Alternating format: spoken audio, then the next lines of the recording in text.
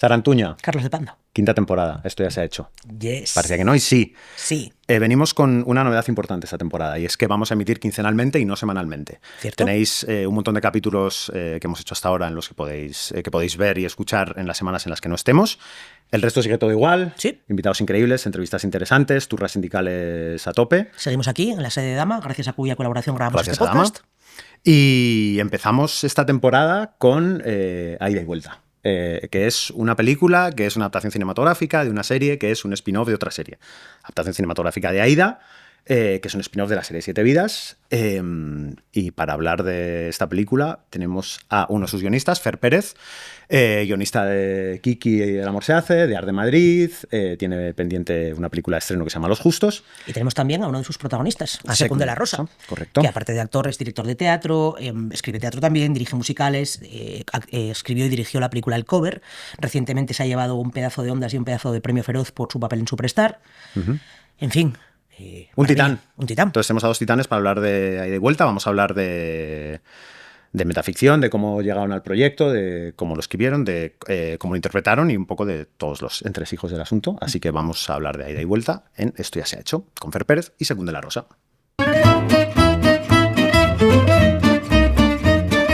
Esto ya se ha hecho es el podcast oficial de Alma, Sindicato de Guionistas de España, con la colaboración de Dama, entidad de gestión de derechos de autor de medios audiovisuales. Sarantuña. Carlos de Pando. Hoy vamos a hablar de Ida y Vuelta y tenemos con nosotros a Fer Pérez, guionista de la película, Secund de la Rosa, uno de los protagonistas de la película también. Vamos a hablar un poco de todo el proceso de la película, de cómo llega a vosotros el proyecto, de cómo se os ocurre en realidad hacer tantos años después una adaptación a cine, que igual es la primera adaptación a cine de una serie en España. Yo creo que tenemos sí. pocos ejemplos, ¿no? Compañeros antes. No te fallaré, que era la peli. El Águila Roja tuvo película. Es verdad, Águila Roja tuvo película. Entonces no cierto. vamos los últimos. Somos... Pero la Sí, vuestra es un bueno. poco distinta. Vamos a hablar de la decisión de por qué ese tipo de proyecto y por qué hacerlo así. Pero vamos a empezar por el principio, por donde empezamos siempre, que es por qué decidisteis dedicaros a lo que os dedicáis. En tu caso, por qué decidiste hacerte guionista. Y tú, Secund, por qué decidiste hacerlo todo y hacerlo todo bien. ¡Oh! ¡Wow! Pues yo, la verdad, si rememoro la vista atrás, yo me hice guionista gracias a Carlos Montero. Anda. Sí, porque yo terminé audiovisuales, como todo el mundo de la Complutense, que éramos 4.500, que queríamos dirigir, que en aquel momento, cuando llegas allí a la facultad, de repente que somos ciento y una madre, tú dices, esto es un sueño imposible. Claro. Entonces se te cae de repente todo. Claro, cuando ves toda esa peña. Cuando ves toda esa peña ahí, tú dices, a mí me han vendido la moto y yo no voy a poder dirigir una película en mi vida. De hecho, decían... que no tocas una cama, no tocas nada, o sea, no puede haber relación más lejana al cine que la facultad de comunicación audiovisual. Había esta leyenda urbana, ¿no? De mira a tu derecha, mira a tu izquierda. Uno de cada tres será el que lo consiga. A lo mejor uno de los otros no lo conseguirá. Y entonces yo terminé la facultad y empecé a hacer producción de festivales de cine. Pero no sabía muy bien qué iba a hacer. Y en aquel momento, hablando un día con Carlos y tal, me habló del máster de Globomedia. Me dijo, ¿por qué no intentas hacer el máster de Globomedia? Que yo creo que a ti se te daría bastante bien y tal. Y de repente me abrió una puerta, me abrió como la luz. Y recalé en Globomedia y desde entonces ya no paré. Entonces fue un cúmulo casi casual, te diría. O sea, pero no ibas orientado a guión desde el principio. Okay. Ibas a dirección. Nunca. Sí, hiciste la rotación que había antes en las prácticas del máster de Globo, que ibas por varios programas o series y te quedaste en Aida. Y ya me quedé, hice la prueba para Aida y me quedé en Aida y hasta el final. Pero sí, yo diría que ha sido como una cosa casual. Bueno, sí. Y en mi caso, yo creo que siempre había querido contar historias. Yo creo que esa es como el germen, contar tus historias. Ya desde pequeño yo era así, de montar obras y esas historias en el cole y tal. Pero creo que me apunté a la escuela de teatro porque no tenía otras herramientas. Entonces esta cosa como de, bueno, voy a ser actor porque lo que tengo son brazos y piernas y voz. O sea, ni conocía ni tenía otras herramientas de ningún tipo. O sea, mundo barrio, pues me apunto a una escuela de teatro. Y yo creo que ahí sí que tuve la suerte de dar con los profes adecuados, la ideología, el compromiso, los compañeros, soy de la época de toda la gente de Animanario, que para poder subirse a un escenario, empezábamos en bares, había que escribir sus sketches, y por ahí andaba gente como Cabestany, el otro, Alberto, o sea, era todo un universo de gente que escribía para poder actuar. Claro. Entonces ahí empiezas en esta historia de montar una obra corta, luego una obra más grande, luego hacerlo en corto, luego hacerlo... Entonces, de repente, dependiendo del espacio, ahí estábamos. O sea, más que un hombre orquesta, que me parece un halago, yo creo que es alguien que busca la manera de contar sus historias. Es como un doble riesgo, además, ¿no? Porque si estás empezando, porque ya tienes que probarte como actor, encima tener que probarte como guionista o como escritor. Quiero decir que igual lo fácil es, me cojo un sketch que tenga 10.000 años de antigüedad, o me cojo unas piezas cortas, un Darío Fo, lo que sea, y voy por lo menos con un texto que sé que está ultra aprobado, pero de repente todo, ¿no? Lo escribo, es como muy de tonto y como de otra época, porque es como que va acompañada la persona del artista. Claro. O sea, es hacer piezas cortas o sketches en bares y no te quedes en un universo que a lo mejor de ahí salen unos cómicos increíbles, sino que, hostia, ¿qué puedo investigar para que esta cosa sea más grande? Y luego ya cuando haces la obra, ¿qué puedo hacer para que este texto tenga esa profundidad? Y luego, ¿cómo se podría pasar así? Y como actor igual. Ya que he hecho esto, ¿cómo lo puedo hacer pero que sea más profundo? O cómo, así continuamente, ¿sabes? Claro. No quedamos en un escalón que nos dé la pasta. Estamos averiguando para mejorar para el siguiente. Pues si queréis empezamos a hablar ya de la peli, de vuelta. Vamos a hacer a lo mejor un poquito de spoiler para la gente que no haya visto la película, para que se entienda un poco. Spoiler en algún momento. Porque no es una película al uso que podamos contar como en una sinopsis sencilla, sino que vamos a tener que destripar un poquito. Sí. Bueno, lo primero es cómo nace el proyecto, o sea, cómo llega a ti, o es una cosa que surge de ti, o surge de Paco, surge de los dos, o es Telecinco. Pues esto lo ha contado ya Paco y la ha contado Carmen y el elenco bastantes Pero cuéntalo tú, veces. Cuenta la verdad. La verdad es la de Paco, la verdad es la de Paco y la de Carmen. No, o sea, te decir, la familia de Aida continúa fuera, ¿no? Y desde que termina la serie, pues continúa y continúa, siempre ha continuado muy fuerte, ¿no? También a nivel de guionistas, o sea, es una familia que ha continuado, que vivimos muchos años juntos, pasábamos muchas horas, que yo decía el otro día en la academia, que yo creo que a día de hoy sería casi ilegal las horas que echamos ahí. Bueno, una barbaridad. Sí, es verdad. Pero entonces esa familia ha continuado y siempre en las visitas y tal, siempre de repente surgía como esta cosa de Aida, siempre el espíritu, ¿no? Y de repente Carmen un día y entre todos, ¿no? Y, oye, ¿y si hacemos algo, ¿no? Carmen también fue la primera que se fue, ¿no? Creo que se fue en el capítulo 90, tipo 2010 o 2009, no recuerdo bien. Hostia, se dice pronto, 90 capítulos. Claro, 90 capítulos de 235 a los que llegamos, creo, si no recuerdo mal. Y luego se hicieron 235. Sí, claro. Ya, una barbaridad. Y entonces surgió, yo creo que surgió ahí como una broma, como a ver si podemos hacer algo, tal, pero Carmen quiere, si Carmen quiere, y Carmen lo propuso a Telecinco, y de Telecinco lo fliparon, como diciendo, pero tú estás segura de lo que estás proponiendo. Claro. Y entonces el siguiente paso era de todo esto está muy bien, pero que lo dirija Paco, ¿no? Y a Paco tampoco le pareció muy buena idea. Paco, cuando me lo contó a mí, tampoco me pareció también una idea horrenda. Sí, porque se te empieza como a remover muchas cosas, ¿no? Claro. Decir, pero esto no terminó, pero claro. ¿y ahora para qué? ¿Y qué nos quedó por contar, además? Ahora, ¿no? Es que... Yo, esto no lo sabe ni Paco. Yo recuerdo haberle dicho a mi madre, por favor, ve a poner una vela a San Judas para que no salga la película. Wow, primera y última vez que vas a pedir esto, me parece a mí. O sea, qué maravilla. Porque Paco me decía que parece que sí, que se están, todavía cuando no había camino de cómo hacerlo y tal, ni había perspectiva de punto de vista y tal, que parece que sí, que se están entusiasmando, que vamos adelante. Y yo decía, pero ¿cómo nos vamos a meter en esto? ¿Y qué necesidad tenemos? Y ya me acuerdo de llamar a mi madre y decir, oye, ponme una vela porque no quiero que me salga una cosa y de Aida y tal. Y mi madre no entendía nada, pero bueno, yo te la pongo, cosas de las madres, ¿no? Pero... Muy bien. Pero ya luego cuando por fin nos sentamos, cuando parecía que había ganas por parte de todo el mundo y se encontró como la forma de hacerlo, ya ahí dijimos, bueno, esto sí tiene sentido, ¿no? Claro, porque la cosa era, o sea, cuando surge esta cosa de vamos a hacer algo con esto, ese algo no estaba definido todavía, no hablabais ni de una metaficción, que es lo que es la película, ni de hacer un capítulo extra, ni, o sea, no estaba... Claro, estaba el concepto hacer algo... con Aida de cabecera, ¿no? Entonces, claro, lo primero y lo más básico que se tiene a la cabeza es un capítulo largo. Un último capítulo. Y se te vienen muchos fantasmas a la cabeza y tú dices, pero un capítulo largo para cines, pero qué cosas... Bueno, era como que aquello no tenía sostén, ¿no? Ya luego también es cuando nos sentamos y dijimos que no tiene sentido para nosotros hacer un capítulo largo a nivel de creatividad ni de nada, ¿no? Más allá de las exigencias, o no exigencias, como las expectativas de los fans, ¿no?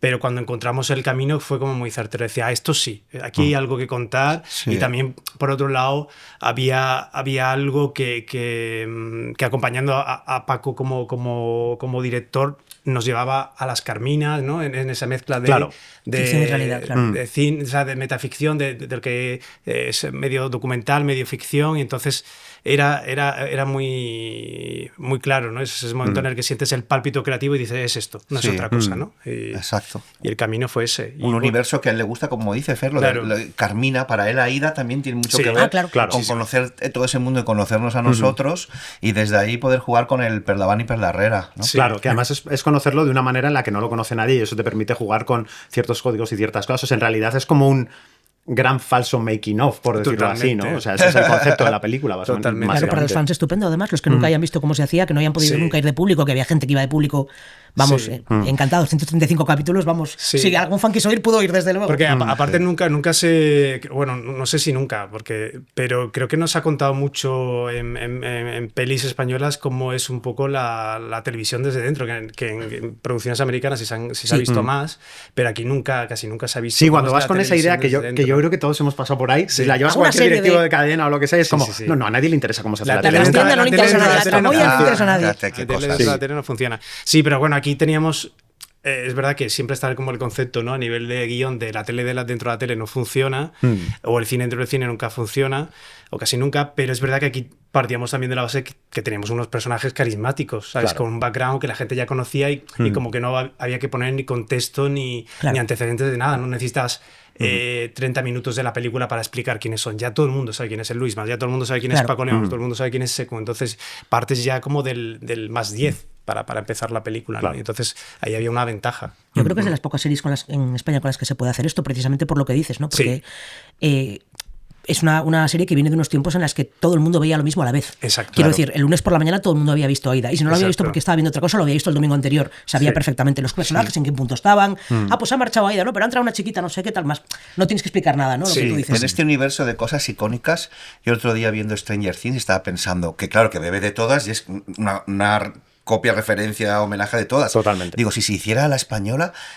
Aparte de Aida, ¿qué cosas hay que los personajes, ¿no? Los chiquillos podrían ser a lo mejor los de Verano Azul que van en la bici y se encuentran con Aida y con Luisma, pero tampoco hay muchas... ¿no? No es un universo el cine español y tal como de referencias. Bueno, pasa cuando hacen una spoof movie, ¿no? En plan Spanish movie. Claro. Y dices, vale, tienes unas cuantas películas españolas súper mega icónicas que incluso se han visto fuera lo bastante como para que la broma tenga sentido. En cuanto haces 2, 3, ya dices, ya se nos acaban los chistes en este sentido, no tenemos para tanta... que calen en el imaginario, en la sociedad en pleno, es joder, Luisma, Aida y no sé cuánto. Claro. Sí, totalmente. Chechu, con la familia, ¿no? Probablemente también. Sí, exacto. Pero bueno, te vas a... ¿no? A la prehistoria. Es que te vas muy lejos, claro. Porque además, en realidad, o sea, Aida es una serie que empezó, si no me equivoco, en 2005 y aguantó hasta 2014, que en realidad hay mucha distancia desde el principio, pero no tantísima desde el final. Está en ese punto en el que todavía ese universo es muy reconocible y la gente lo tiene todavía, vamos a decir, fresco entre comillas. ¿No? Y la han repuesto también. Sí, mucha reposición. Bueno, sigue. Bueno, el otro día hablábamos también no me acuerdo con quién, que decía, bueno, es que los chistes de Aida, de Adidas, iba a decir, perdón, de Aida, de Dalida, los chistes de Aida hoy en día no se podrían hacer, como que uno se podría, digo, bueno, la serie se sigue emitiendo en FDF tal cual. Y lo que no tiene sentido es que crearlos o recrearlos de cero, pero la serie se sigue emitiendo y en Prime Video también se puede ver, ¿no? Pero es verdad que sí. Que ahí está, ¿no? Que ahí está. O sea, sigue viva, vamos. Sí, está. Pasado 10 años, pero ahí está. Y una vez que dais con la tecla de queremos hacer esta especie de metaficción en la que los actores os interpretáis a vosotros mismos, aunque luego hablaremos de esto, porque no sé si sois vosotros mismos o si es una versión un poco distorsionada de vosotros mismos, en realidad, que me parece un triple salto en realidad. Sois vosotros sin ser vosotros, en realidad. Exacto, ¿no? Ahí es complicado, sí. Pero cuando dais con la tecla, tú empiezas a escribir con Paco, con el que ya habías escrito Kiki y Arde Madrid. ¿Cómo es vuestro proceso? Porque en realidad, claro, el proceso de escritura de la serie era uno de estos procesos de sitcom que ya básicamente no existen, con 15, 20 guionistas, salas de guión, writers, reescribir, un montón de versiones. Y vosotros de pronto sois vosotros dos solos, en principio, escribiendo esto, ¿no? Sí. Pues básicamente hubo como dos caminos, ¿no? Como queríamos realmente contar cómo se rodaba este supuesto último capítulo, había como dos líneas de guión. Una, la que pertenecía a la realidad de fuera, a la trama del plató, de los actores, de la productora y todo eso, y luego la propia trama, encontrar la trama de Aida, ¿no? O esa trama que pudiera pasar por todos los personajes, ¿no? Que pudiera recorrer a todos los personajes, ¿no? Y luego esa trama de ficción del capítulo, nosotros desarrollamos lo que era la escaleta y una primera y una segunda versión al uso, como se hacía del en capítulo Aida. que se rueda, ¿no? Sí, okay. Que lo escribimos y luego nos cogimos a todos los compañeros, a todos los guionistas de la última jornada y hicimos una writer de reencuentro de una tercera versión, ¿no? De pulido de... entonces eso fue muy fuerte, muy fuerte porque fue ir meternos en globo, ponernos enfrente del ordenador y decir, ostras, que han pasado 10 años, pero es que parece que habían pasado 48 horas. O sea, abriste la misma puerta y increíble. dijiste, buah, la sala de guión que hace 10 años que no piso, ¿no? Era como habernos ido un viernes y volver el domingo. Solamente que esta vez no teníamos juguetes ni plastilinas como solíamos tener ahí. Mogollón de cacharros. Pero entonces el guión del capítulo se hizo prácticamente como hacíamos el guión, como se hacía el guión de Aida, y luego la trama de fuera, Paco y yo la fuimos elaborando también, jugando un poco con esa estructura, replicando la estructura de los capítulos, ¿no? De trenza, ¿no? De como dividir los personajes por trama. Lo hablamos, por la mañana, claro. Sí, digo, habrán hecho lo de 3 tramas en running, más o menos, ¿no? Casi. Sí. Yo contaba viejo, la de Miren, la de Carmen, la de Edu, y no sé, running el resto de... Sí, pero ese era el espíritu de ir mezclando todo y un momento que explota todo, ¿no? Entonces, ahí sí encontramos también esa estructura paralela y espejo de decir, venga, vamos a replicar lo que era el capítulo de Aida, vamos a replicarlo también en la película, ¿no? En cuanto a la estructura narrativa de la peli, ¿no? ¿Hubo mesa italiana? Igual que en los capítulos, hubo lectura de... Sí, hubo mesa italiana. Hubo muchas... Bueno, yo recuerdo 2 domingos, 3 domingos, yo no sé si puedo ir a todos, pero como de aquellos brainstorming de contar vivencias de cuando la serie y tal. Ahí tuve yo unos flashes increíbles y unos descubrimientos. Porque, bueno, yo en realidad es que he vivido la película desde un sitio muy peculiar. Porque... Aquí ya de repente momento... Venga, por favor, que bajen un poco más las luces. Y ya bajan un poco las luces. Cuando iba a Aida, iba un poco como no capitular, pero era un poco el que iba a hacer un capítulo, estaba 2 o 3 fuera haciendo en mi teatro otra película por ahí. Iba y venía, y yo siempre he vivido como un regalo de ir y venir, nunca me he sentido esa cosa. Y claro, tampoco me había enterado del todo de los sentimientos que tenían los compañeros. Claro. Porque a mí me llega Aida con 28, 30 años, mucho teatro, mis sesiones, ya mi infancia, mi juventud en Barcelona, tal. O sea, me llega como un poco, no sé si cuajado es la palabra, pero claro, luego escuchar a Eduardo, a David, o a la gente que ha pasado 10 años en esa serie, pero que cuando recuerdan sus 15, 16, 17, 18, 19, 20, esas cosas que se te quedan tanto en la memoria, ellos los han vivido en un plató, pues me impactó. O las cosas de Paco y de Carmen tan protagónicos, esa forma tan absorbente, esto era increíble. Entonces, yo tenía Aida muy idealizada. Y cuando llegué a la película, en vez de exorcizar demonios, yo creo que los absorbí. ¿Sabes lo que te quiero decir? Sí. Yo creo que fui la hermana George, ¿sabes? Yo fui la verdadera hermana George de Robert Aldrich. De repente era como de, pero esto pasó, pero esto, porque ya está. Y sí, ahí fue como peculiar. Y se me juntó mi mirada de contar historias de guionista con la de hacer de secund. Y también, sí, ha sido un rodaje peculiar, la verdad. Es que claro, es eso, es esta cosa de que entiendo que hay un momento de poner en común un montón de historias e intentar recuperar las sensaciones de cuando se rodaba, que para cada uno serían muy distintas. Claro, cada uno vivía. Claro. Y hay un montón de guiños, o sea, claro, nosotros estuvimos en la serie en las primeras temporadas, y hay un montón de guiños a cosas que nosotros reconocíamos enseguida de ahí está Adela, ahí está, o sea, gente del equipo, también procesos, maneras de hacer y tal, en el que entiendo que participáis todos. Quiero decir que hay una cosa como de juntar a todo el mundo para hablar de esto, ¿no?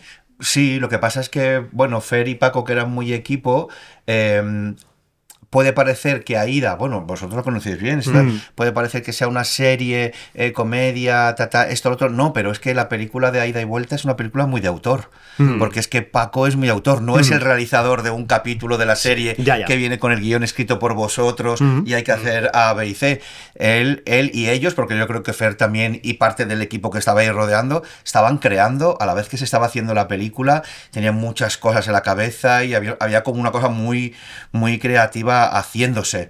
Y mira, quizás ahora que lo pienso, para los actores, no sé si para todos, pues es un poco ahí hay como una línea muy fina de lo frágil, ¿no?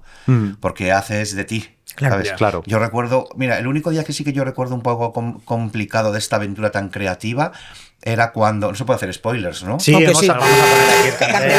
Bueno, Spoiler. Eduardo tiene que decir Una confesión muy seria. Una confesión, ¿no? Digamos. Y estaba escrito, yo tenía que decirle a Eugenia, ¿lo ves? Te lo dije. Porque se supone que he pedido un vídeo para que aquello tal. Pero claro, en ese momento fui consciente, digo, ostras, lo está diciendo Sekun. Claro. No lo está diciendo Tony. Es que, claro. Cómo cambia una línea argumental en mi cabeza de actor, mi cabeza de personaje, mi cabeza de creador y un director al que admiras y un guionista al que respetas. O sea, ¿cómo puedes hacer en ese momento en caliente para decir, si digo te lo dije, voy a parecer... a ver cómo se dice, el estereotipo de gay malo que ha chinchado a su amigo y que no cuando está... nunca lo he querido hacer en la serie, que Tony era como un payaso blanco con la asignatura de gay, un gay que se ha comido un gay, pero es que según en la vida muchísimo, que se ha comido un gay. Claro, en la vida real muchísimo menos. Entonces esa frase te lo dije hubiera transformado todo. Y entonces yo les decía a ellos, por favor, no quiero decir te lo dije, digo, pues no digas nada, no, digo es que quiero decir lo contrario. Quiero decir, no te preocupes, Edu, que todos tenemos muchas cosas dentro. Porque me parece más como de hoy día tal, que al final fueron súper generosos y me la dejaron. Pero en esos momentos, hostia, qué fragilidad hacer de ti.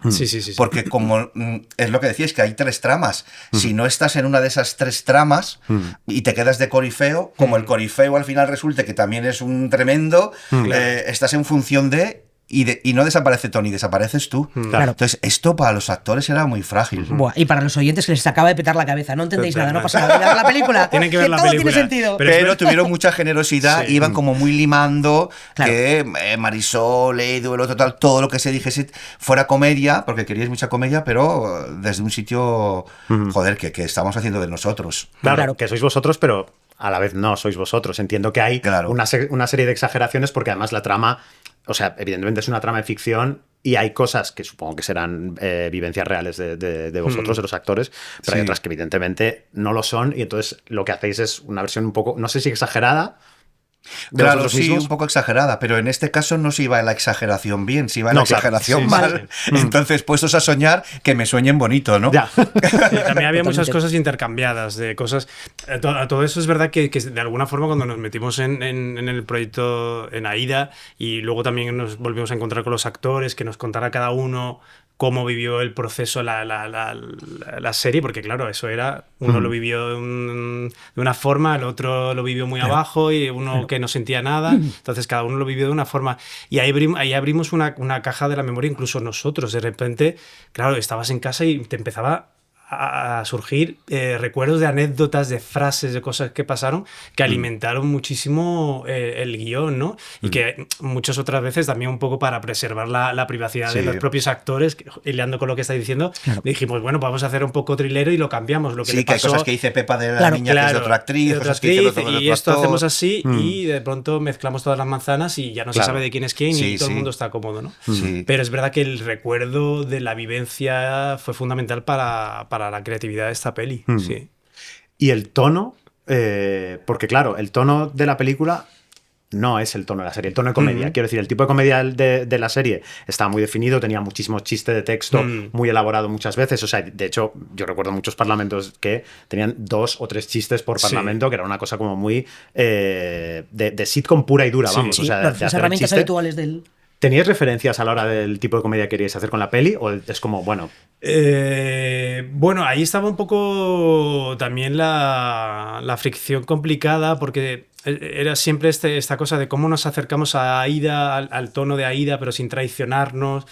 Pero al mismo tiempo es verdad que, por ejemplo, una de las características de la comedia que hace Paco dirigiendo y escribiendo, y lo que hemos hecho en Kiki y, por ejemplo, en Art de Madrid, es que siempre... a nosotros no nos gusta mucho buscar la comedia por la comedia, o sea, en el sentido de la estructura del gag o forzar las situaciones al máximo para llevar la comedia. Es como queremos contar algo y atravesamos un lugar. Si en esa travesía ocurre algo de comedia naturalizada, pues genial y bienvenida, pero nunca como forzar la máquina como para llegar a algo, ¿no? Y luego también Paco dirigiendo tiene este punto en el que necesita que las cosas respiren de verdad, ¿no? Que la frase está muy bien hecha y puesta, pero que luego hay que respirarla, ¿no? Y entonces ese era el punto como de fricción, de decir, bueno, Aida era una cosa muy medida, casi matemática, en la que los actores no se saltaban una coma porque si no aquella a lo mejor no funcionaba,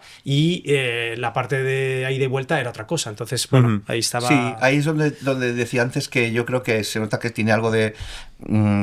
cine de autor es una palabra un poco bestia, pero sí que la mirada del director o del cineasta hace que la comedia aparezca, porque Paco tiene esta visión de que se ríe un poco, no sé si la palabra es la pobredumbre, pero de las pequeñas miserias, de la pobredumbre, de las relaciones entre unos y otros, de lo chocante y absurdo de la vida. Entonces eso lo tiene muy metido, y yo siempre creo mucho en la mirada del que está detrás.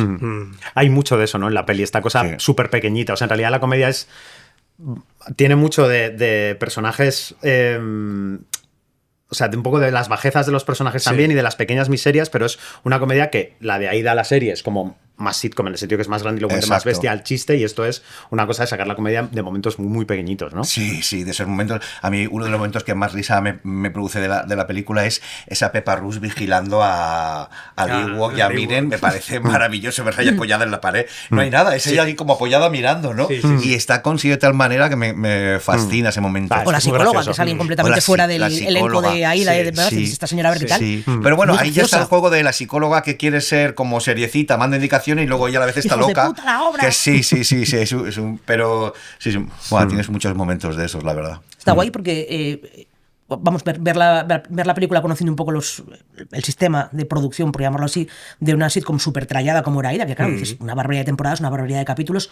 Para la gente que pasó por ahí, por lo menos desde el lado de guión, creo que también desde el lado de los actores y de buena parte del equipo, era fenomenal entrar en una serie que estuviera ya perfectamente hecha, porque te permitía aprender. Era como, vale, esto es un proceso y yo tengo que aprenderlo, un proceso más o menos mecánico, todo el mundo sabe qué tiene que hacer, yo tengo que aprender, bueno, te echabas un tiempo ahí, unos capítulos, y decías, vale, ya sé cómo se hace. Y una vez que te sabes las reglas, dices, fenomenal, porque esa es la manera en la que luego puedes romperlo y decir, tengo unos actores perfectamente adiestrados a que si tienen 10 líneas de guión con este ritmo, lo que hace Carmen Machi en la película, ¿no? De marcarle el ritmo a alguien en plan, esto se tira así, se tira así, porque si no, no funciona. Y teniendo un montón de actores y también guionistas súper bregados en la serie en la que basas la película, dices, vale, y ahora esta parte la vais a tener en el capítulo interno, ¿no? Digamos.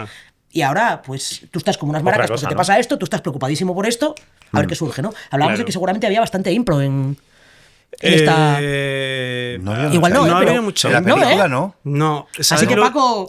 ¿Sabes lo que pasa? Que, bueno, no lo sé, igual, o sea, no lo digo como una cosa de peso ni contundente, pero es que para improvisar yo creo que necesitas tiempo. Y los rodajes últimamente, si hay algo que no tienen, son tiempos. Ya, totalmente. Entonces... ¿Cuánto habéis tenido para esta peli? No me acuerdo, son 6 semanas. 6 semanas, sí, 6 semanas largas, ¿no? 6 semanas largas, 6 semanas y algún día y tal. Pero claro, tú imagínate 6 semanas para recrear todo ese universo en un plato casi 360, con no sé cuántas cámaras, con 70 personas de público, con equipo técnico que se mezclaba, el de la película con los reales, y era el ayudante de dirección corta, pero y la gente no sabía si había cortado el de dentro, de fuera, o sea, era todo, te venía alguien a maquillar y no sabías para qué. Ellos no sabían si el proceso era que le estaban rodando o era alguien de verdad, se dejaban hacer. Puede parecerlo, pero yo creo que es de las pelis donde menos se ha improvisado. Sí. Es curiosísimo. Sí, No sé. Es que yo creo que es una cuestión de tono. Sí, Sí. da el tono. Sí parece. Sí. Es lo que decías, ¿no? Eso es lo que consigue Paco. Calidad, ¿no? Exacto. Eso es lo que consigue Paco. Y bueno, y en los guiones, ¿no? Que conseguimos que de alguna forma, y lo que nos gusta, ¿no? Y lo que es bonito de la comedia, ¿no? Que parezca que no está escrita, ¿no? Sí. Y que va surgiendo de ellos mismos, ¿no? Que la gente piense en sus casas que los actores inventan las palabras y los chistes, Claro. ¿no? Pero es verdad que no hubo mucha improvisación. No. Sekun sí, porque es brillante. Mira. Sí, No, y en los tiene momentos. sus momentos y tiene su...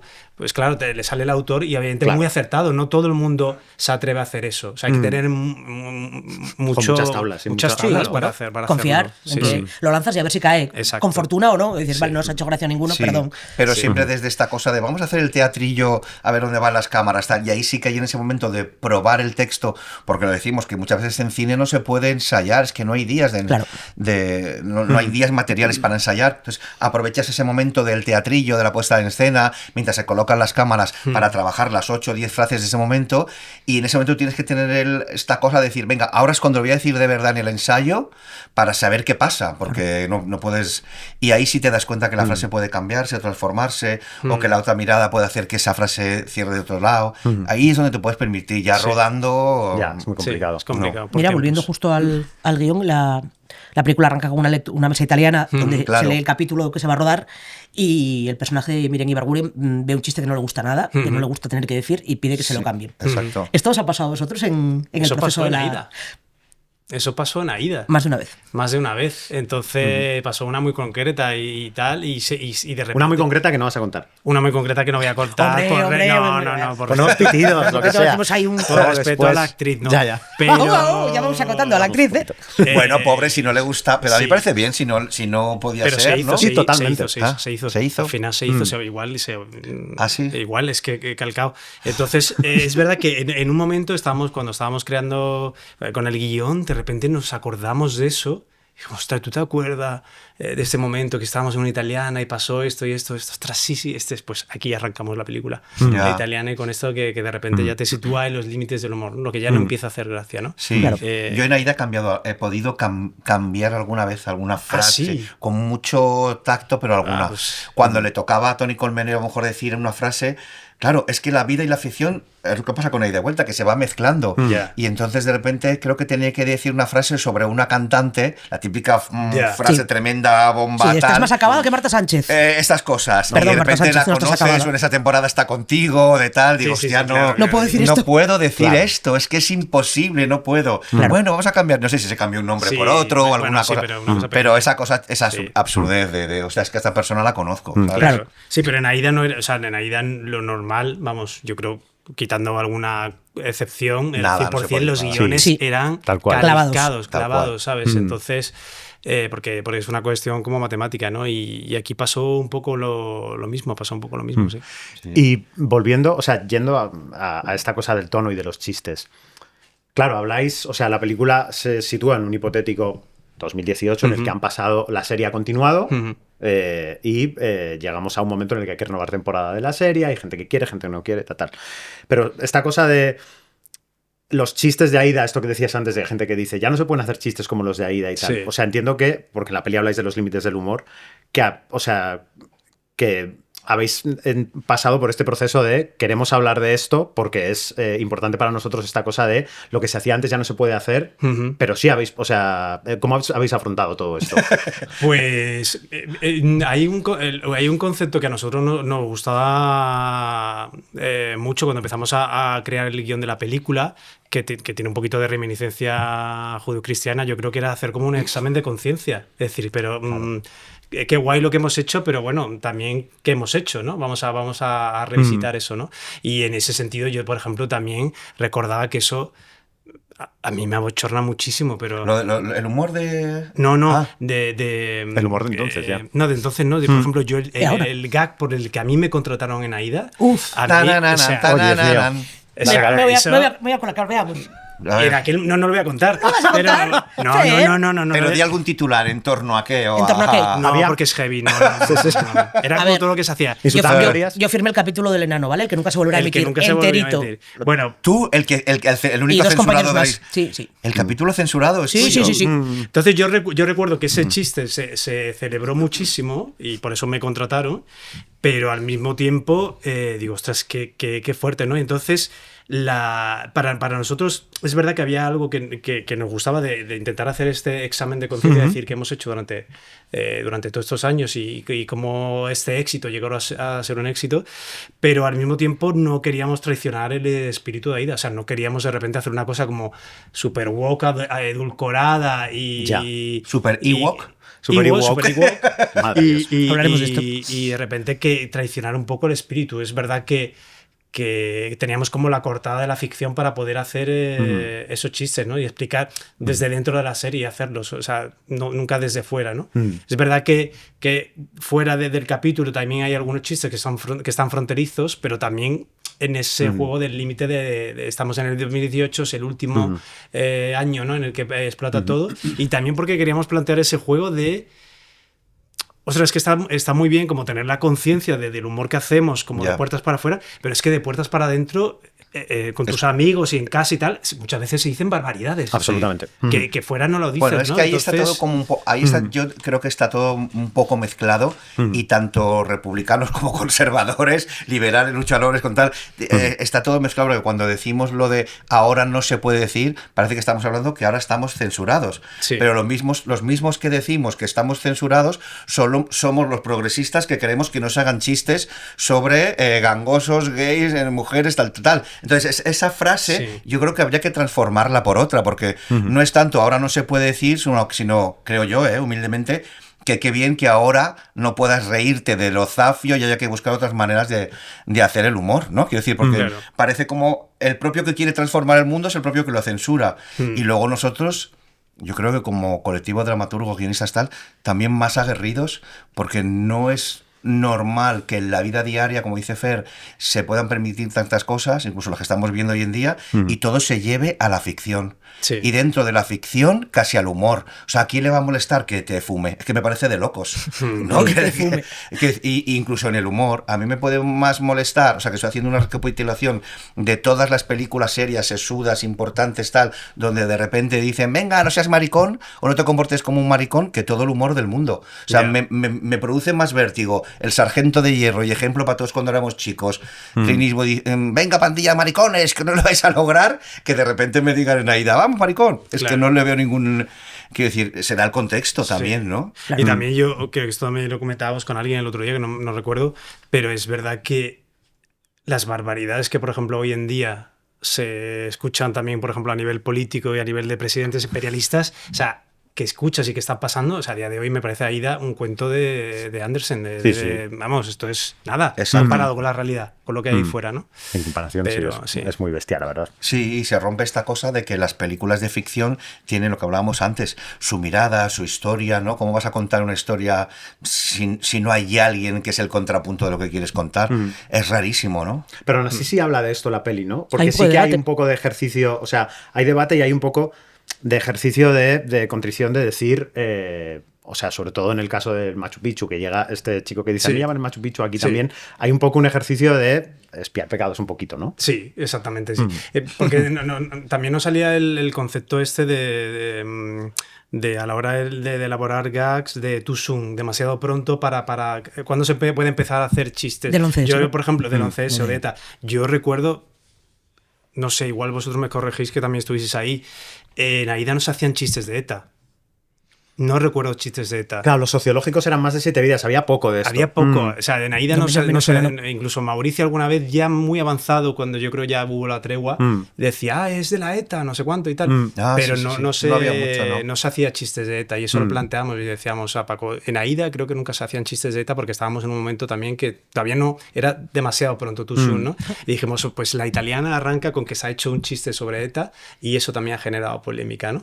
Entonces siempre teníamos teníamos como ese concepto del too soon, como cuando es demasiado pronto, demasiado ha pasado el tiempo suficiente como para reírte una cosa, y luego también como de lanzar siempre esta cosa del humor hacia arriba, ¿no? Que siempre el humor vaya hacia arriba y nunca hacia abajo. Y nosotros decíamos, la cantidad de gags y de chistes que había en Twitter sobre este submarino que implosionó de los millonarios, y la gente se reía y nadie se llevaba las manos a la cabeza solamente por el hecho de que eran millonarios.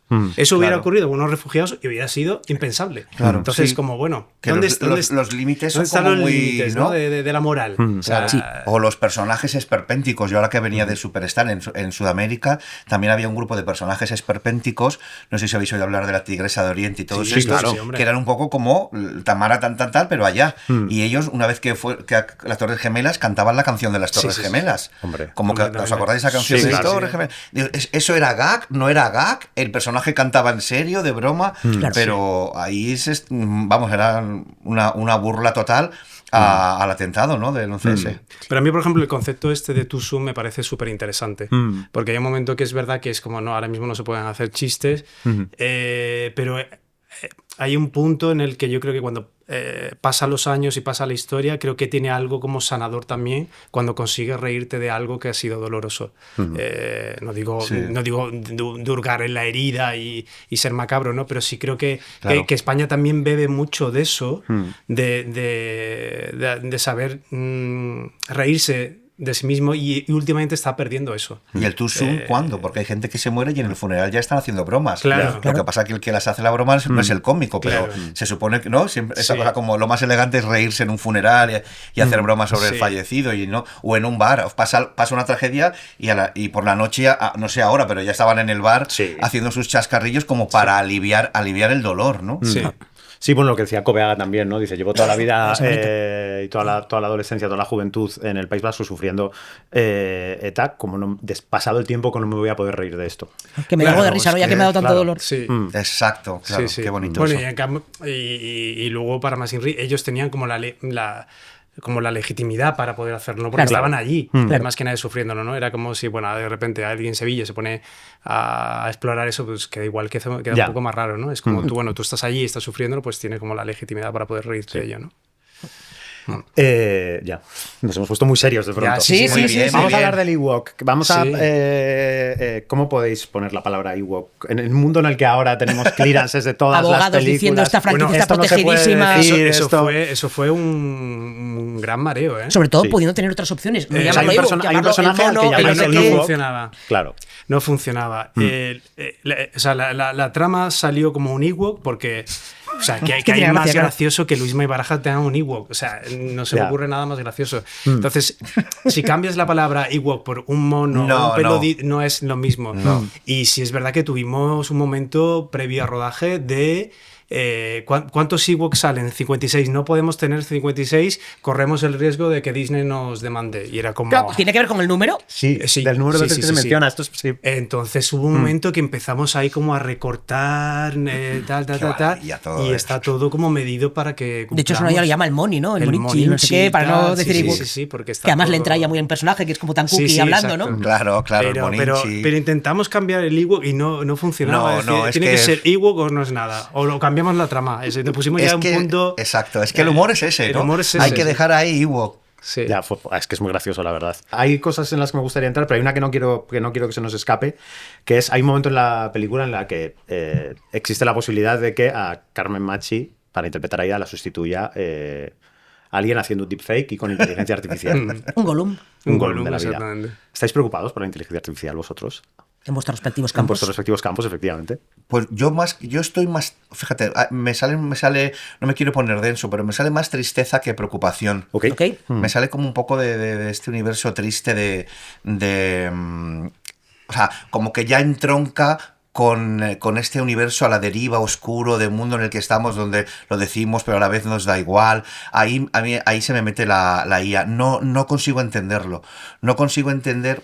por ejemplo, pienso mucho en dramaturgos, guionistas, directores, actores antiguos que tenían incluso más rigor que nosotros en una época en la que ser famoso no significaba que ibas a anunciar algo en Instagram. El mayor logro de la estrella es por fin anunciar Pronocal en Instagram. No, el mayor logro era hacer una película después con Mankiewicz o con el que te llamara, el gran director que te llamara.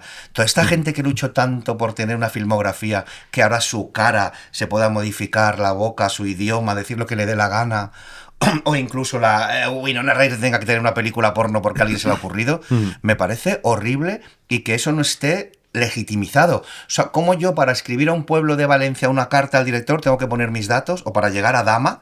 ¿Y por qué pueden poner luego mi nombre y mi cara a una casa de apuestas? No acabo de entender que todo eso no se regule. Si ya no hacemos en el colegio pretecnología, que significaba trabajos manuales, y poca gente lo dice, ahora estamos ya en la tecnología. Si el mundo ha cambiado, cambiemos con él. No dejemos que el mundo nos arrase o cuatro sean felices arrasando. Le estoy tocando para que no te interrumpa porque vaya clip que nos acabas de hacer para redes, o sea... Bueno, pero no sé si para bien o para mal. Para bien, no, para bien. Y de hecho, desde si es para mal cortarlo, ¿eh? Para bien. Desde Alma estamos trabajando en esto porque efectivamente tiene que haber una regulación. La IA generativa se basa básicamente en el robo de material o en la extracción de material sin permiso de guionistas, actores, directores, escritores. O sea, quiero decir, hay algo que evidentemente... No se pueden poner puertas al campo. Pero sobre todo que poco respeto a la humanidad y al artista. Si Mercedes Sosa no quería cantar bachata, que nadie coja la música, la voz de una mujer que se ha dejado la vida tal, bueno, digo Mercedes Sosa como me da igual, como si dijera otro, y le pongan una canción que no. ¿Por qué? Claro. Si tú te has pasado la vida eligiendo tus sís y tus nos y eso te conforma como persona, ¿por qué tiene que ser sí por cojones porque a alguien se le ocurre en su casa? Claro. Y además es muy difícil identificarlo como algo falso. Quiero decir que a ti te dicen, mira, el tío de Chekhov, y de repente eres el tío que hizo un perreo. Es como yo no he hecho un perreo en mi vida, pero nadie cree que no he hecho un perreo, ¿no? Claro, pues eso. Y aparte que ya se destroza todo. No sé, para mí es triste. Sí, también pues hacen Winnie Houston, ¿no? Y exacto. Que te con holograma y ABBA con holograma, ¿no? Y entonces es verdad que es un poco perturbador, ¿no? Saber dónde va a estar el límite, ¿no? Yo sí es verdad que como guionista... No sé si es que soy un poco iluso, pero confío en que no... ¿Tú crees que no? Yo creo que hay películas y series y canciones que ya son con IA y no se dicen. Yo tengo algo... Teoría de la conspiración aquí de... Pero no completamente, no es teoría de la conspiración. O sea, yo... bueno, es simplemente que se huele. ¿No lo leéis? ¿No lo notáis cuando una canción...? No lo sé. ¿No? Yo es que no estoy todavía sé. en el mundo... Si ¿tú ves un ejemplo? Pues yo, por ejemplo, que me perdone el director de Sinners y que no me demande. Pero yo lo estoy viendo y digo, esto es Posesión Infernal. Esto es La Cosa. Esto es Abierto hasta el amanecer. Esto es tal. Pero es que son iguales. Pero esto es tal. Pero esto, si la línea de pensamiento de este personaje no va así, ya hiciste esto parece como cuando le dices a la IA, haz no sé qué, y hace... Me parecen como pero eso puede ser la IA o Tarantino, ¿no? En plan, cojo todos mis referentes, agito un poco la coctelera y ahí van todos. Claro, sí, puede ser. Si hay suerte y los identifica la gente bien, y si no, mejor. Parece pero que suena como... ¿Cómo lo haría Tarantino? Más que Tarantino, claro. porque Tarantino hay uno. Por mucho que Tarantino bebiera de las western españoles y Almodóvar bebiera de cine francés. Pero es que esto se nota que tiene un punto como deshumanizado, ¿sabes? Que a lo mejor en este caso Sinners no, ¿eh? Sí, pongo el ejemplo como de cosas híbrido para mí. Bueno, es un temor. La verdad es que luego también, como no tenemos acceso a la IA de verdad, porque yo creo que lo que tenemos es la IA de juguete. O sea, no pagas el premium, claro, estás ahí con la gratis. Exacto. Hay momentos que mandas un mail y todavía en vez de un saludo pones un salido, me parece todavía como... Dices, si esto se equivoca todavía sí, claro. Lo otro me parece como años luz todavía de vuelta. Nos sustituirán dentro de 4.000 años. Pero parece que está ahí. Lo que pasa que yo creo que sí que... No sé. Pues seguiremos en Alma y a tope para que no nos afecte. Dando la batalla. Pues vamos a la última, que es la que le hacemos a todo el mundo, que es ¿cuál es el mejor consejo que os han dado o que vosotros daréis a alguien que estuviera empezando en esto de el guión, la dirección, la interpretación? El musical. Es complicadísimo eso, ¿eh? Date un consejo, por favor, que tú... que tú sabes. Es que me surge como lo de siempre y lo más obvio y como lo más feo de no abandonar nunca. Pero es que al final yo creo que es lo más certero. Y no hablo de como de constancia ni de esta cosa de la dignidad del trabajo y el que la sigue la consigue, pero es una cosa como de... Hay tantos compañeros que se han quedado por el camino y que no entiendes muy bien por qué, porque también tenían talento y yo creo que muchas veces tiene que ver con una renuncia, es decir, el sistema te lo pone, la propia industria te lo pone tan complicado, ¿no? Que claro, hay una cuestión de desestimar, es decir, yo no puedo seguir aquí, ¿no? Entonces yo creo que el mayor consejo es intentar ser coherente y si de verdad quieres dedicarte a ello, estar ahí y pelearlo todos los días y soñarlo un poco, porque no hay otra manera. En el momento que empiezas a tener debilidad y flaquezas, la propia industria te expulsa. Es así de duro decirlo, pero es verdad. Es verdad, sí. Bueno, también lo dice un tío que iba a dirección y acabó un guión. No hay un único Exacto. camino. No hay un único camino. Lo digo en serio, Eso es un buen consejo. No hay un único camino. Sí. Y yo un poco parecido a él, por ser honesto y tomar como referencia pues mi experiencia vital, que hacer. Sí, hacer. Yo cuando llegué a Madrid, mi única herramienta, como decía al principio, era yo. Pues me iba a un bar y hacía 3 playbacks. Luego descubrí que lo que quería era, jolín, hablar, expresar. Pues venga, un poco de voz en el playback. Luego ya que eso fuera un 3 chistes, tal, luego con un amigo, luego alguien como una luz. Poco a poco ir creciendo. Conforme vas creciendo como persona, como profesional, y te cultivas por los talleres, el teatro, el que pueda estudiar cine, el tal, y a la vez hacer. Yo le doy mucha importancia al hacer hasta donde sabes y puedes en ese momento. Sí. Que luego el marco da igual. A mí me vio una de las experiencias más gratificantes, aunque la película también fue un poco lío, fue Michael Radford buscando soldados para una peli de la Guerra Civil. Joder, y me vio en el Teatro del Barrio, entonces en Sala Triángulo. ¿Sabes? Que muchas veces el marco es lo de menos. O haces un peliculón y lo ven 5. Quiero decir que Sí. creo mucho en el hacer. Totalmente. Sí, hacer cosas. Pues hagamos cosas, y lo primero que vamos a hacer es despedir, Hagamos porque cosas. ya hemos terminado. Muchísimas gracias. Gracias a A los dos. vosotros. Enhorabuena por la Gracias. peli. Y enhorabuena por la Gracias. película. Y nos Muchas vemos en gracias. los cines, entonces. Nos vemos en los cines, ahí de Que es lo vuelta. importante. Por favor. Esto ya se ha hecho. Turra sindical. Para el programa quincenal. Buenísimo. Chiu, Qué tía. chiu, Es chiu. que Como eres cuchillo mantequilla. La Gloria Fuertes de alma, es increíble. Me gustaría tener una amiga que se llama 70 y estar siempre contenta. ¿No? ¿No era de Gloria Se Fuertes? puede decir que Gloria Puede Fuertes. Podría ser de Gloria Fuertes o de mi hija pequeña. Tal. Nunca se sabe. De todas formas, para la gente que esté viendo este podcast, me estoy fijando que vamos un poco las 4 estaciones: primavera, verano, otoño, invierno. O sea, nadie sabe de qué vamos, Ya. en qué estación estamos grabando esto. Bueno, o sea, bueno, bastante mejor. increíble. Mejor. Atemporal, Despistamos. eterno. Total. Mucho mejor. Turra sindical. Cristóbal Garrido. Ah, por que hay que favor, trabajar. Alex, hay que trabajar. ¿Qué nos vas a contar? Pues hoy, que es la primera turra de la temporada, pues vamos a hacer honor al concepto turra, que implica que es algo que decimos muchas veces y repetimos. Y de esto hemos hablado un montón de veces aquí en el podcast, pero queremos insistir. Y viene muy a cuenta con la entrevista Ok. que hemos hecho. Y os va a Vale. contar Cristóbal. ¿Por Claro, qué? ¿por qué? Porque hemos hablado de una película llamada Aida y Vuelta. Esta película es una adaptación de una serie llamada Aida, que tuvo 2 remakes en Chile y en Ecuador, Ok. que a su vez la propia Aida era también un spin-off de 7 vidas. Entonces, ¿de qué vamos a hablar si no que derechos de transformación? ¿Vale? Entonces, esto, que es una cosa como... ¿Obras derivadas pueden ser? ¿Concepto de obras derivadas? Obras derivadas es que es lo que es lo que genera los Sí, derechos de por- transformación que tú te guardas. Pero Claro. tú lo que quieres es que yo lo diga tal cual en el guión. Quería meterle la palabra derivada porque me parecía que estaba... Yo soy más de la escuela de Secundela Rosa, perdóname. Perdón. Me da igual todo ya. Todo. Entonces, y esto que siempre decimos, por favor, negociar las obras derivadas, el derecho de transformación, que es muy importante. Aida no es una excepción, Aida no es una cosa que ha pasado y ha pasado una entre mil, es que pasa muchas veces. Y entonces Ok.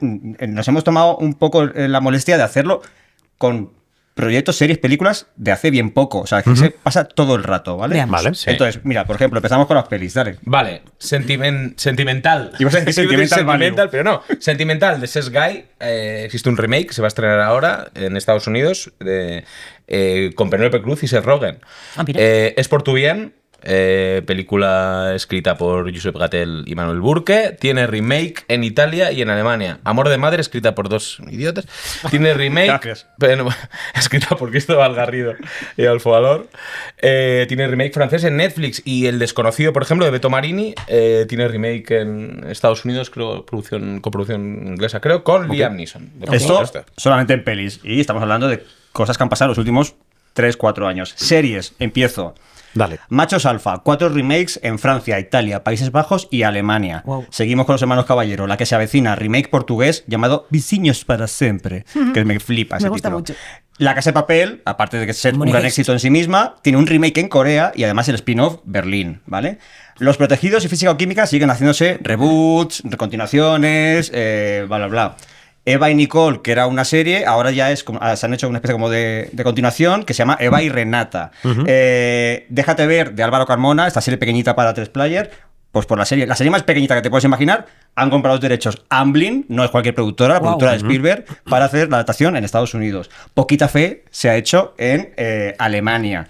Y luego, por no hablar de las clásicas de toda la vida que se han hecho. Velvet se acaba de presentar ahora el remake en Telemundo. Gran Hotel se han hecho 4 remakes. Italia, Egipto, Estados Unidos y México. Y Cuéntame, tiene remake en Portugal, Grecia y Argentina. O sea, son un montón de ejemplos. Bueno, falta por lo que sea que el spin-off de Amar es para siempre, una serie así, Luimelia. Bueno, por lo que sea, se te ha olvidado ponerla en el guión. No, pero estamos hablando, rollo. Estamos hablando de series con éxito que generan mucho dinero. Perdona, se te van a echar unas que yo peso encima, no pasa nada.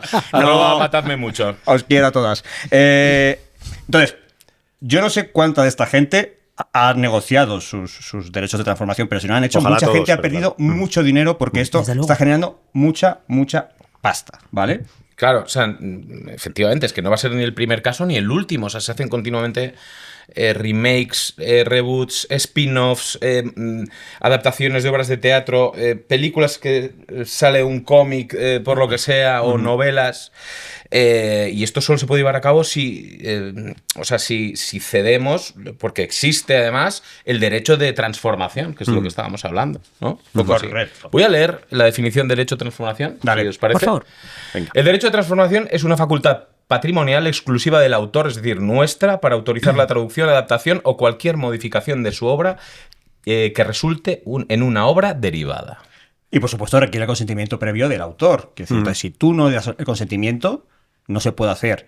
Y obviamente, para dar el consentimiento, no lo des gratis, ¿vale? Dalo cobrando. Pero bueno, ¿por qué es importante esto? Aquí voy a seguir el guión que nos ha escrito Josep Gatell, ¿vale? Que por esto no va a haber un duro, no como es por tu bien, que algo le habrá caído. Esperemos. ¿Te imaginas que el tío no ha negociado nada? Y por eso no está aquí. Vale. Bueno, entonces, primero, es un derecho, y como siempre dice Gatell, no es un favor, no es una limosna, caridad, no es limosna, es un derecho, es tu derecho como autor. Es del autor, es nuestro, no es algo que nos presten o nos ceden, es que es nuestro. Entonces, y nosotros lo cedemos. Exactamente. Somos los autores que lo cedemos y lo hacemos a cambio de un dinerito. Exacto. Por lo tanto, básicamente, 3 cosas muy importantes. Cuando negociéis vuestros contratos, negociad un pago aparte. Es decir, os pago no sé cuántos, vale, pero eso es lo que normalmente negociáis. Y luego, hablemos de los derechos de transformación, porque para ahí me vais a dar un duro. Obviamente, el punto número 2 es negociar vuestros contratos con un abogado, a ser posible, gente que sepa de lo que habla.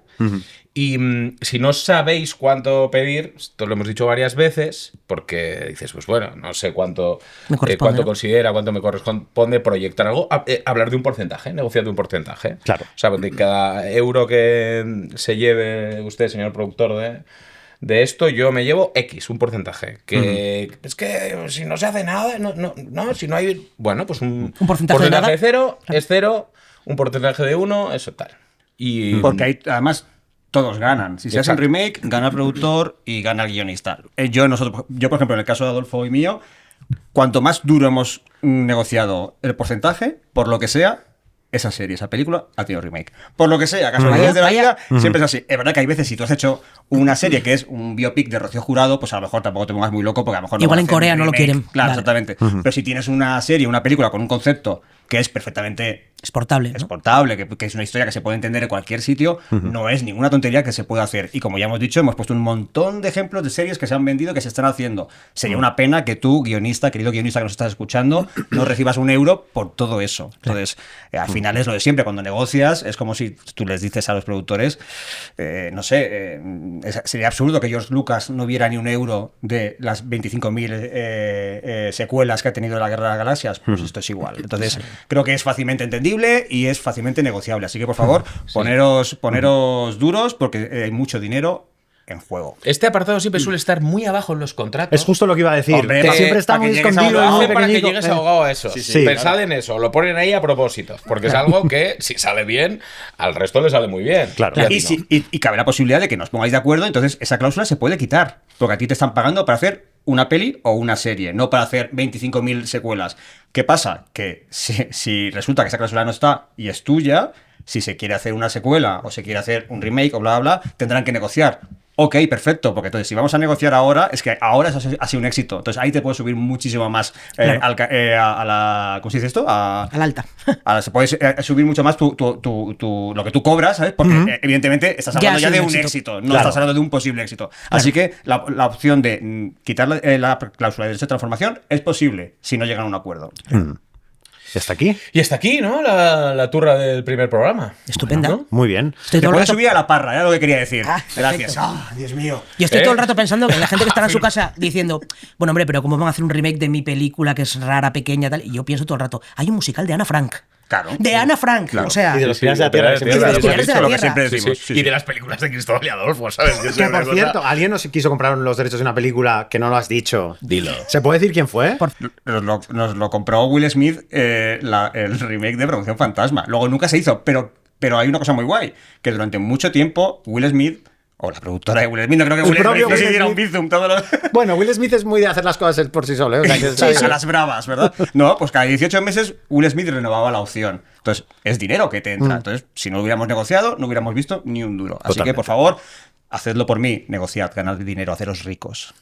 Pues ya está, hasta aquí el programa de hoy. Recordamos, como siempre, que podéis enviar vuestras preguntas a podcast@sindicatoalma.es para el episodio que haremos de Alma Responde y que esto ya se ha hecho. Nos volvemos a ver en 15 días.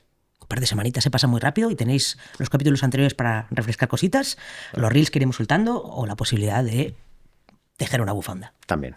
Nos vale cualquier cosa. Pensaba que iba a decir escuchar esto 2 veces, pero ¿por qué no? ¿Por qué no una bufanda? Trabajad, coño, trabajad. Esto ya se ha hecho. Esto ya se ha hecho es el podcast oficial de Alma, el sindicato de guionistas de España, con la colaboración de Dama, la entidad de gestión de derechos de autor de medios audiovisuales, y grabado en su sede de Madrid. Presentado por Sara Antuña y Carlos de Pablo.